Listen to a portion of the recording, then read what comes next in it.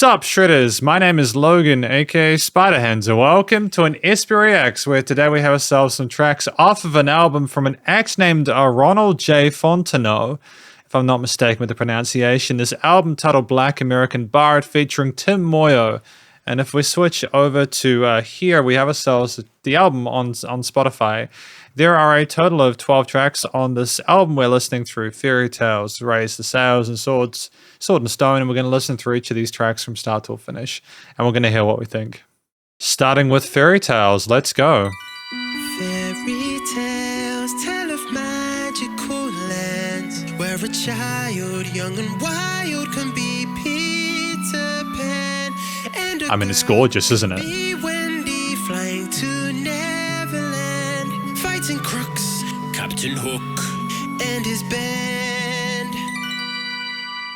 Fairy tales tell of wonders to see, singing flowers, mushroom powers to grow tall or tiny, and a nervous white rabbit who's late as can be, for a mean, heartless queen who's angry. Okay, I get it.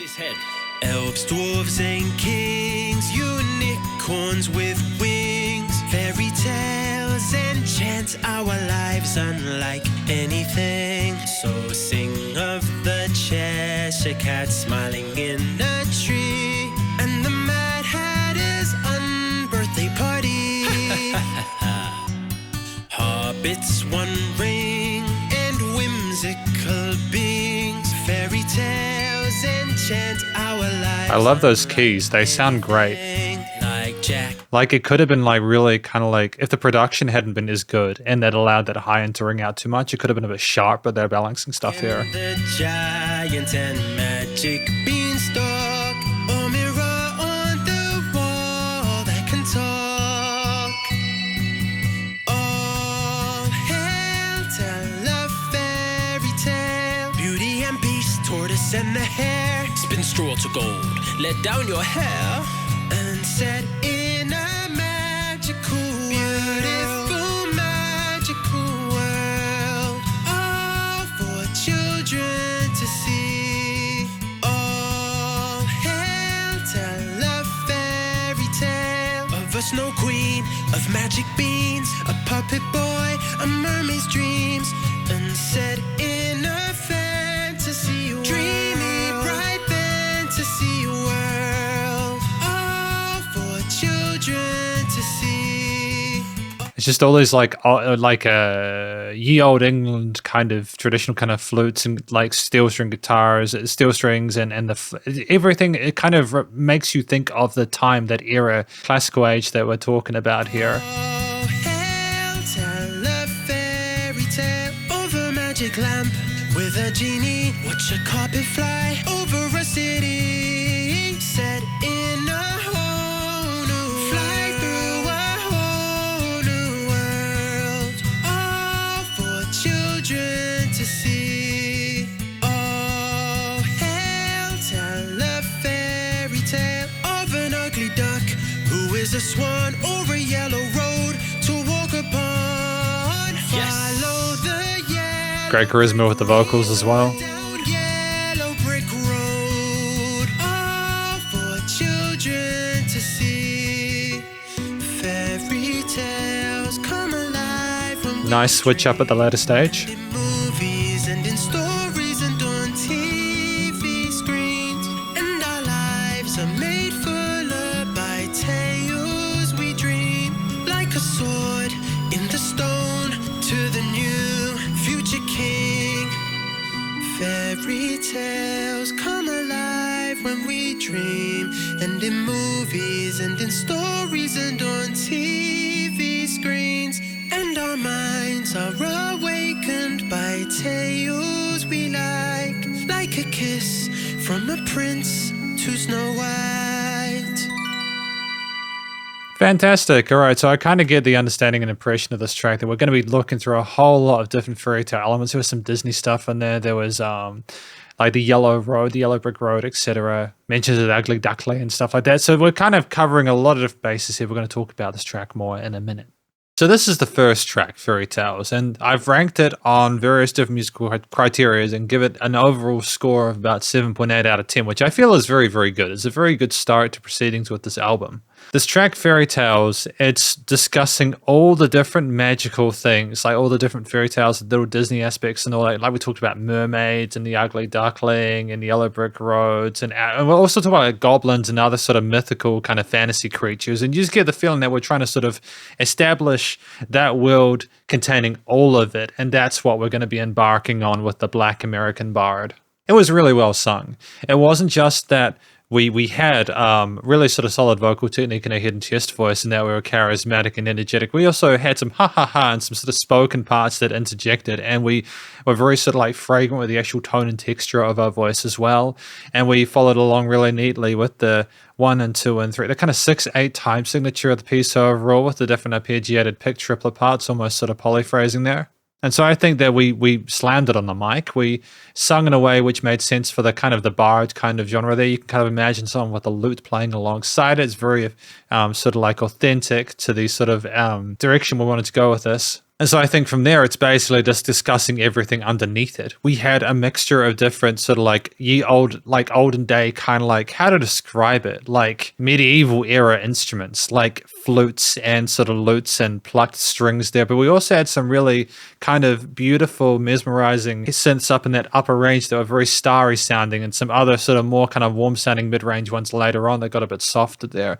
It was traditionally sort of more focused on that kind of dun dun dun dun dun, that almost triplet feel across the range of the arrangement.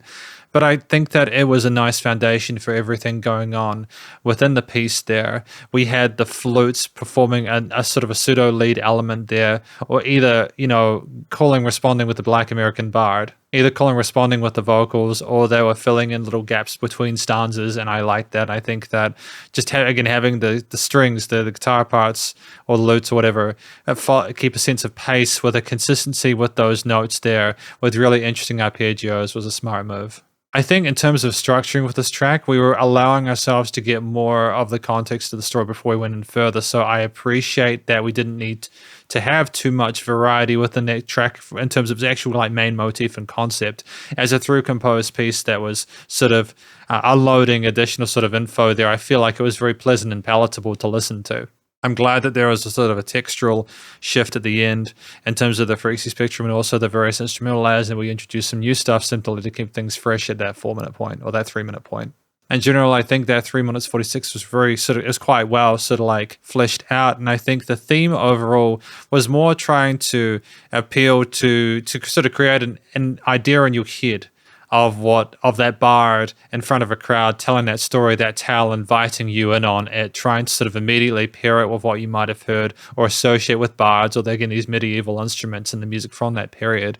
And I just appreciate the fact that we're going for more of a kind of we're trying to create that magic as opposed to maybe getting the explicit chords and notes and rhythm parts themselves to tell the tale. I think that it's just easier to do it that way, and I did it in a way which was very sort of well presented.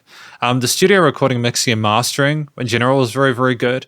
We'd clearly sort of EQ'd and notched stuff within the frequency spectrum, and the stereo field was well fleshed out with different instruments. We'd have call and responses with different vocal parts, and the music, the actual arrangement surrounded you in the headphones. I appreciate what we were trying to do in regards to the actual like dynamic range of the piece there. It was nice to have breathing space and to know that it wasn't pushed, but things were compressed and glued. It's just we niched them well regardless. It was a modern production while still respecting some of the more sort of analog acoustic elements, and I think that it was nice and loud with the pumping. So these are production comments I probably see myself continuing with throughout. I might not repeat them for other tracks, but just so you know, that area of things is very good. But then we have Raise the Sails, track number 2. Raise the sails, raise the sails, let our quest begin over the ocean. Fantastic legato and vibrato there. Raise the sails, may our quest bring us wealth and fortune. On a blustery day in the middle of May, a rabbit and squirrel chose to sail away. We'll find us a land filled with treasure, they'd say, and be rich the rest of our days.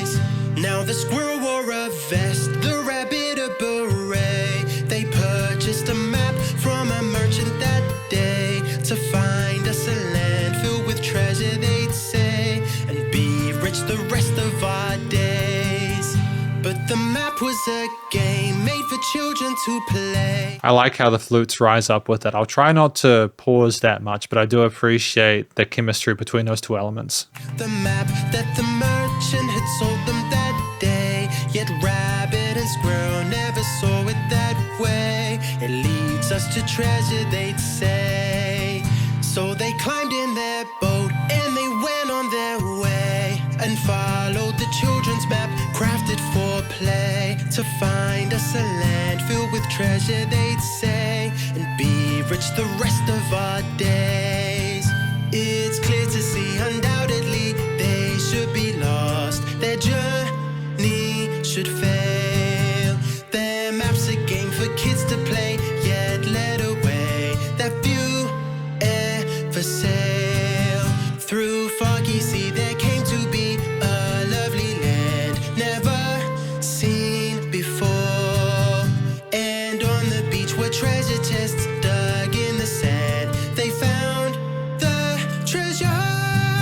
Interesting phrasing there. We prevailed.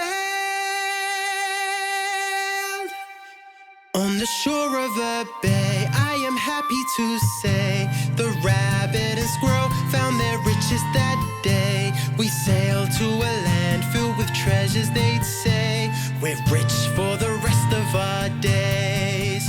On the beach they saw chests, treasure chests with gold keys. The Rabbit and Squirrel ran quickly to go see. Let's open the chests, for inside there must be the treasures we sailed to see.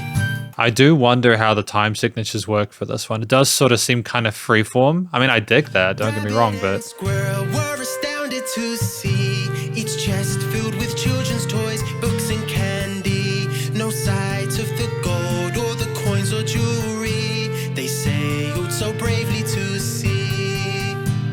These are toy boxes, Squirrel, Said the Rabbit loudly, but where could the gold or the treasures then be? They looked at the map, on the back they now see the treasures are toys and candy.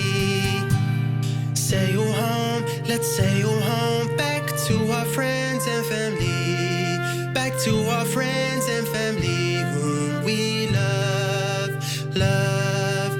And when we get there, we will share all the toys we see with children we know and children that are needy. Raise the sails, raise the sails. Let our quest begin over the ocean. I like this. Raise the sails, raise the sails. Let us share our new wealth and fortune. So that was Raise the Sails, track number 2 for today, track number 5 off of the album. That was about like the squirrel and the hare going and trying to find treasure, only to realize it was not gold, but it was actually boxes of toys and stuff like that, and then coming back so on to see their loved ones. I think that it was a really interesting track. Again, like 7.4 out of 10 isn't bad for a score. Story-wise, it makes sense. It was nice to be a bit more sort of like specific with what we were discussing, even though I do appreciate the level of knowledge about fairy tales. I mean, to be fair, the track is titled Fairytales, so talking about all of them and the passion and stuff you have for them is fine. Raise the Sails was just a little bit less expected, but I like the twist in the tale. It's almost like it's teaching us to be more careful about the journeys we go on and sort of be aware of that. It kind of is a little bit educational, you know. As per a lot of those kind of like children's stories and stuff like that, there's usually a lesson to be learned.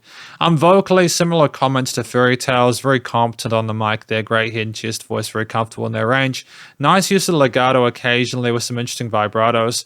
There was one part where we went treasure, and I wasn't sure about the actual rhythmic phrasing of that in that part. It sounded a little bit kind of like we were trying to sort of emphasize in a way I wouldn't, but I feel like also going treasure might not have been great. So I kind of dig actually the fact that we sort of stuck to it, but we really committed to it. It's not that it was sung poorly, don't get me wrong. It's just the way rhythmically that vocal line worked.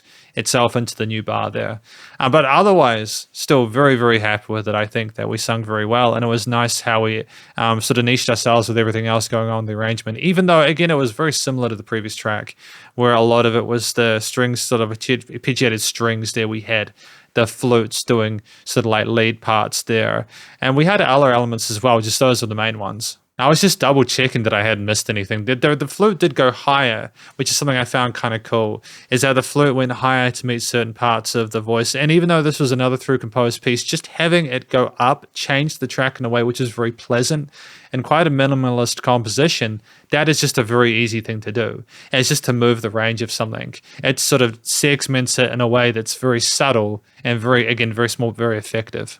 I'm still not at a point where I feel like this would need more than this, but I could have imagined coming in with like some sort of percussion or drums at a later stage. But I'm also looking at this from the perspective of that being the bard. And so, you know, having simply the lute or the string parts arpeggiated, etc., or strummed, I think that's totally fine. And so I think that for what we've got, it makes sense and it sounds great. I like the different chord choices we had there. We had some parallel majors which were interesting in just terms of unexpected twists. And I think they did sort of often mirror what was going on in terms of like the actual subject, the lyrics there. So you kind of understood why it was lifting itself up. I liked the unusual time signatures and how they more went with the phrasing and length of some of the vocal lines there, how the music went around that. It was very vocal oriented, vocal focused within this. It was just an interesting way. It's very different to a lot of music I hear nowadays. It kind of makes this sort of unique. And I think that just shows a fundamental understanding of rhythm as well, even if we're not technically got any sort of specifically rhythm or percussion oriented instruments at this point. But otherwise, I just think the theme itself was meant to sort of be more almost kind of like you're going on a journey somewhere. You can kind of imagine there's a lot of movement in it, kind of bouncing around the place. I think, to be fair, a lot of it is what the lyrics and what the singing does to, like, sorry, just to pause as well. I just remembered that there was a part with the singer where they played the part of the animal. And to me, that's just so cool. That is just so great that we had fun with it like that. I love the fact that we were really investing ourselves into that person, you know, that role there as a narrator, as well as an actor, as well as a bard, as well as a performer. Just really good. But yeah, I think thematically, it was more kind of what we're doing in Fairytales. We were trying to sort of establish ourselves back in that time period with those instruments there to sort of connect. And it's more just discussing a sort of a fantasy or kind of imaginary element that could exist. And I feel like it was done well. With that understood, music theory and composition being sound, my comments on the studio production are exactly the same as the previous one. Very, very good. Things are niched well, easy to follow. I just also want to just emphasize before we move on that I appreciate the fact that there was that dynamic range. At the end, some of the vocal lines, things went down. Very, very smooth. Well done. And then finally, we have Sword in a Stone, track number 3 for today. Treasure well known, the classic story, the sword in the storm, a fairy tale with knights and a throne, a magical sword, the sword in the storm. The king has died, nowhere to his throne. In light there appears a sword in a stone, to whom removes the sword from the stone is rightfully king and heir to the throne. All right, so okay. Who's king? Who'll be crowned king? Who's king?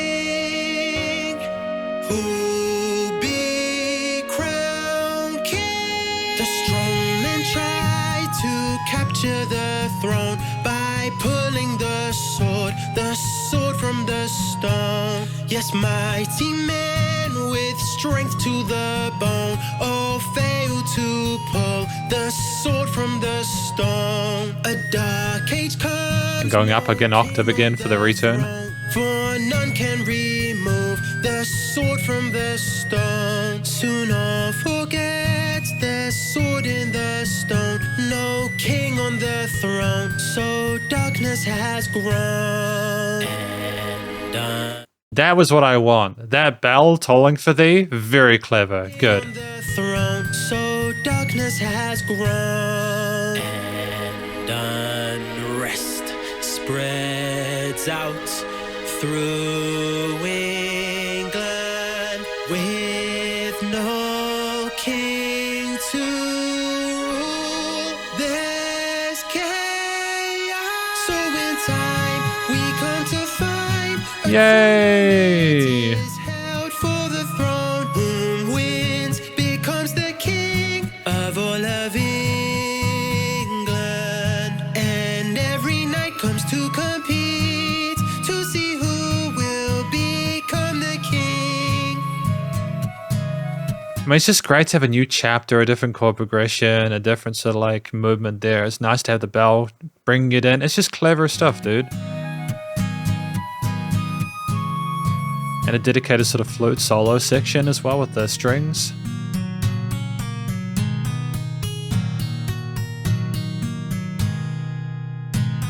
Kind of reminds me of RuneScape a little bit from back in the day.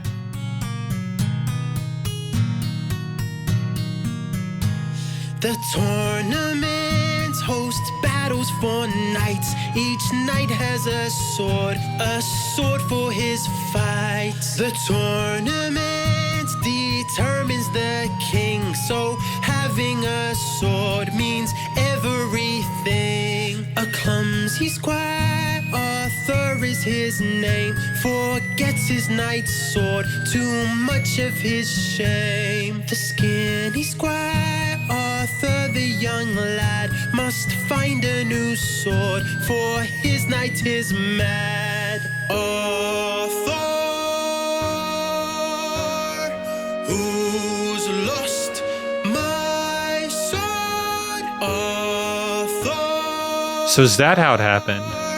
Squire, where's my sword? He left the sword. Great vocal fry there, dude. The inn is all locked, the sword locked within. Without a sword, his knights cannot win. He can't be the king, his sword in the inn. But then the squire, worried and alone, sees a covered sword, the sword in the stone. Arthur the squire, nervous and alone, reaches out and pulls the sword from the stone. And that day he's crowned king of Crazy, dude. since he pulled the sword from the stone.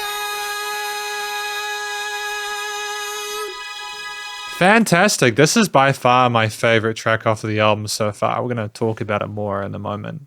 So this final track for us today, number 9 off of the album, and track 3 for us today is titled Sword in the Stone. Now, I gave this one 8.1 out of 10. It's my favorite off of the album so far. The story is about Arthur pulling out the sword from the stone, and they become king. And it's just such a huge, awesome kind of... like, I didn't know it well enough, and I was sort of loving following along to the bar telling the tale. And it was just... That's what kind of makes it so effective for me, is that as someone who didn't know the story, I'm hearing it for the first time. I'm enjoying it. And therefore, I feel like people who are maybe not as familiar with a lot of this music in this or a lot of the stories, will hear it and go, wow, that's awesome. I dig it. And I hope that's the experience that a lot of people have with this. At 8.1 out of 10, that's a really decent score for me. I think that vocally, a lot of the comments I've had previously, solid vocal technique, hidden chest voice, etc. Lots of interesting, sort of compelling melodies there. We flow really well rhythmically with a lot of the flutes and the arpeggiated parts here, but also it's when we have those parts which hang with the bells and the strings, like the bell tolling for thee. We rise and we just keep going up in our range until we get to a point where there is vocal fry, and it's so vivacious. And some of those tails on those are tremendous. I just love the vocal fry and the vibrato on those. We really killed it on this one. Fantastic work. In addition to the vocal performance there, I just think the track in general, it's just not that it's more developed, but it's more interesting to me because of the different sections we have there.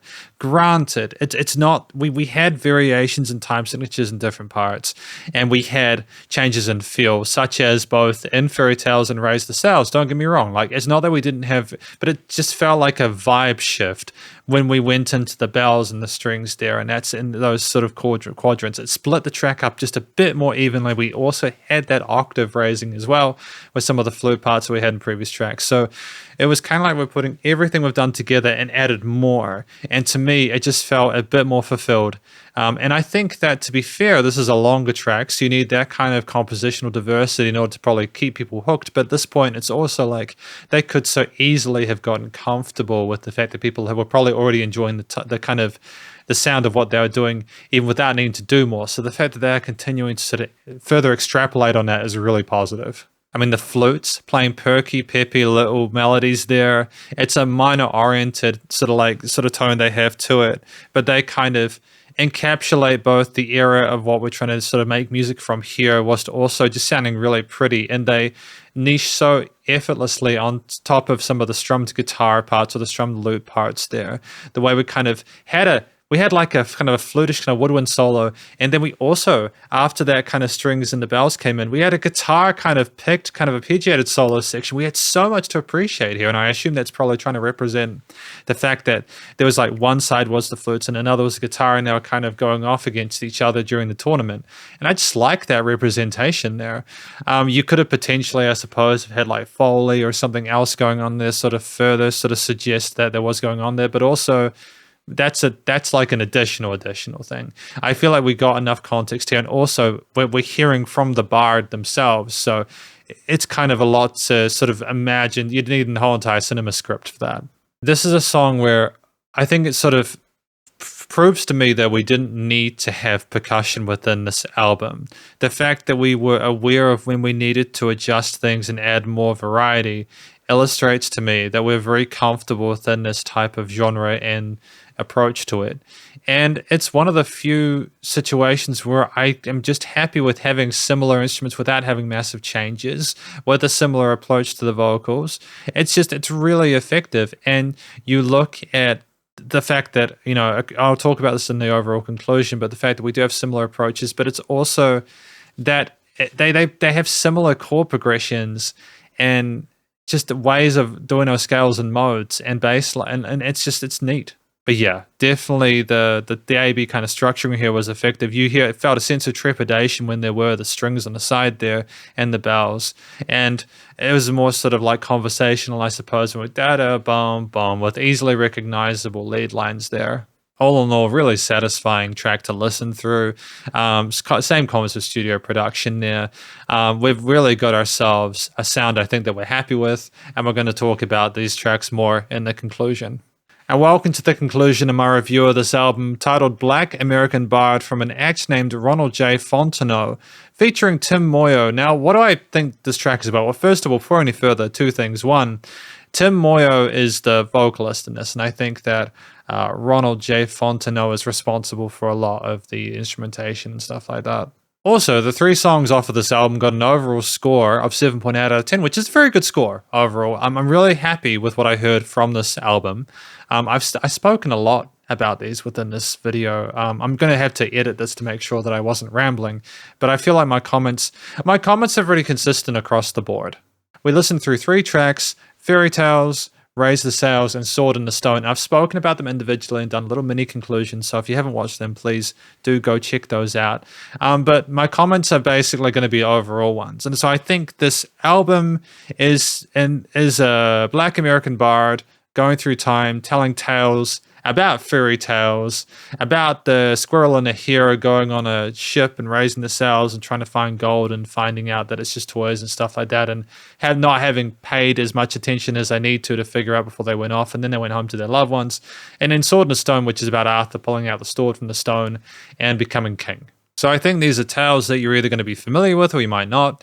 If you aren't familiar with them, the singing The singing from Tim Moyo is tremendous, and you'll enjoy listening through these tales and getting more of an understanding of what they're about. And I found myself following along to Sword in the Stone in a way where at the end I was like, yay, he became king, and it was very satisfying because I wasn't as familiar with that one. Same with Raise the Sails, although Raise the Sails had that twist in the tail with them realizing it was like the children's toys and stuff like that. So that caught me by surprise as well. But I suppose what I'm saying here is that if you haven't heard them before, you're going to have an intriguing time and you're probably going to enjoy yourself. And if you have heard them before, you can appreciate the fact that they were sung and spoken and told and narrated by someone who really genuinely cares about what they're doing. There was a hell of a lot of charisma involved, very energetic performance, just lots of fun. They completely sort of like hammed it up for the role. They were very authentic as that bard. You can imagine them with the lute in ye olden days, like the medieval period there, kind of following along. They would have had a great time. They also have really solid vocal technique, very comfortable in their head and chest voice. Effortless legato and vibrato there. We knew when to have a bit of vocal fry for a bit of extra intensity, such as with Sword in the Stone, and we ticked all the boxes. We even had call and responses occasionally. We sort of spoke parts of the tale like exclusively. We even like haha, and we had fun with it. Outside of the comments in terms of the actual vocal parts, it's just the rest of it is the actual instrumental parts. And this was not a super complex album instrumentally, because I think we were trying to again go for those more traditional, so like folkish elements such as the lutes and the flutes and the strings, and we had some interesting, really pretty shiny sort of like fancy magical keys, to be fair, in Fairytales. So there was adjustment in the different, the individual instrumental layers between tracks, which I think suited that. I think it was a smart move. Like, for example, the trepidation that I felt, the tension from the strings and the bells that were tolling in Sword in the Stone when there was going to be that tournament and stuff like that, it was just really kind of like tenuous. It was like, oh my goodness, what's going to happen? You went out of it. You went out of it to go back to the flutes and the lutes, which were the main sort of like accompanying sort of duo throughout this. But it was just nice to have that different chapter in there, structurally as well as instrumentally, for an effect that made a lot of sense, and it was very, very good. And again, with Fairytales, I just think we were trying to sort of make it seem a bit magical, a bit mystical, and having those sort of starrier elements there, just mainly for the texture and tone, I think, as well as maybe to refer to like fantasy kind of movies or like RPG games or something like that, because most of it was kind of feeding off existing chord progressions and sort of like key sort of ideas that were presented again by the rhythmical elements without percussion, because there wasn't percussion within this as far as I can tell from these three tracks. But we typically had strummed or sort of fingerpicked lute or guitar parts there where we went between the triads and any sort of like extensions. We typically stuck with major and minor chords, although we did have maybe some parallels occasionally.